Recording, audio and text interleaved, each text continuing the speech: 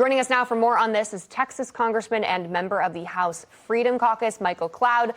Welcome in, Congressman. We appreciate you taking your time. Now, so you voted no on that spending bill that passed. After the bill was passed, you posted on X, quote, "Come January, we will need to revisit how Congress operates to ensure it is structured to deliver President Trump's MAGA agenda. Whether that requires personnel changes, process reforms, or both will be a critical discussion we must have." Now, the Speaker vote is this week. Are you going to be supporting Mike Johnson to continue as Speaker of the House? Because if what happens again, if what happened last time happens again, President Trump, he might be delayed in his agenda. Well, first of all, I don't think it would take a few weeks. I think the president would weigh in if it came to that. But right now, those conversations are ongoing.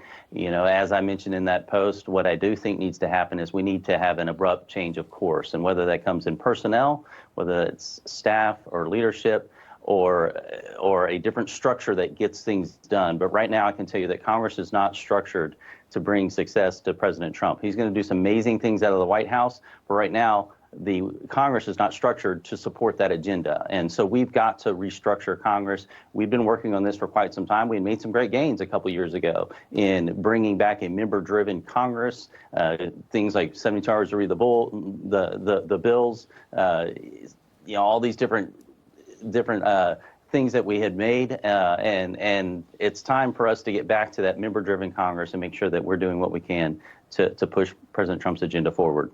You know, Congressman, and I agree with all the great gains that were made, but this thing didn't go easily and it didn't go quickly. Either when Kevin McCarthy was originally elected Speaker, it took, 15, 16 votes, and then when he was ousted and a handful of people ousted him and then moved, it took weeks to get Speaker Johnson.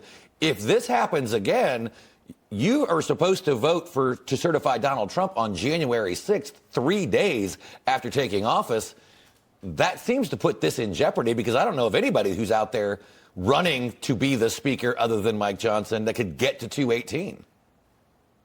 Well, again, we'll have to see. I think that would move quickly if we got to that process. But right now, those conversations are still going on. And the big thing right now is we have to realize as Congress, we have 18 months basically to fulfill President Trump's agenda.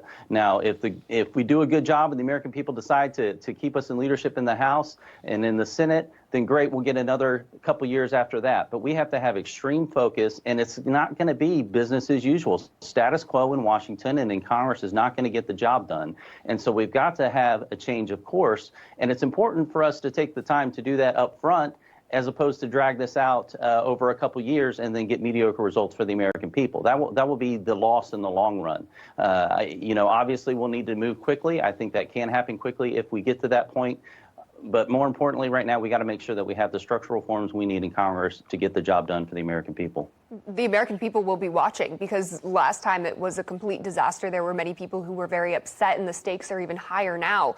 Your colleague, Congressman Mike Lawler, he commented on the Speaker's future this weekend. I want you to take a listen to that. The fact is that Mike Johnson inherited a disaster when Matt Gaetz and several of my colleagues teamed up with 208 Democrats to remove Kevin McCarthy, which will go down as the single stupidest thing I've ever seen in politics. With that said, removing Mike Johnson would equally be as stupid. The fact is that these folks are playing with fire, and if they think they're somehow going to get a more conservative speaker, they're kidding themselves. We can't get anything done unless we have a speaker, including certifying President Trump's election on January 6th. You were not one of the 7 who voted to oust McCarthy, but have you spoken with those members to see where they're at when it comes to supporting Mike Johnson? You'd have to speak to them. I don't know exactly where they are when it comes to this, when it comes to January 3rd this time around. But I can tell you that we had a lot of flack going into those few days. I was called a legislative terrorist at one point, but in the end, people understood what we were fighting for, and they understood that it was actually a big win for the American people. What will not work is status quo in Washington, D.C. I didn't run for that. Most people campaign against the status quo in Washington, D.C., but unfortunately they get to Washington, D.C., and then that's what they perpetuate. So we've got to have a course correction, whether that comes with Speaker Johnson or whether that comes with a different speaker, we've got to have a course correction. We got to get wins for the American people, because what we have been seeing is the major legislation coming through the House, coming through the Senate is more leftist, supported by more Democrats and Republicans, even when we're in leadership. And the last time we had this, where we had the trifecta, they called it the lost GOP decade. We cannot have that same sort of thing going forward this year.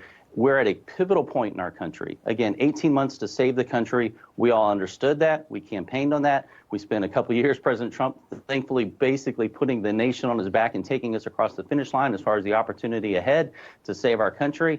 But we've got to make sure that Congress is ready and structured to support that.